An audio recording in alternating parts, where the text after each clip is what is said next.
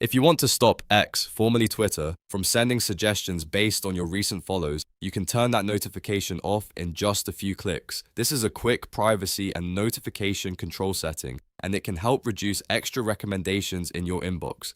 If this tutorial helps, make sure to hit like and subscribe for more simple social media guides. First, open X and look at the left navigation bar. Click on More to reveal the additional menu options.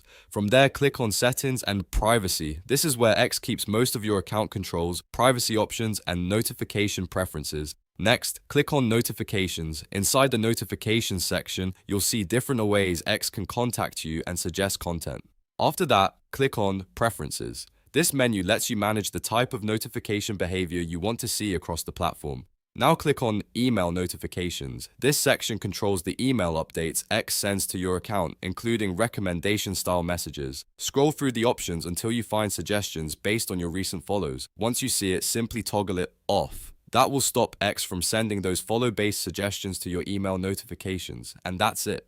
You've now blocked suggestions based on your recent follows in the X, and your notification preferences are a little cleaner and more controlled.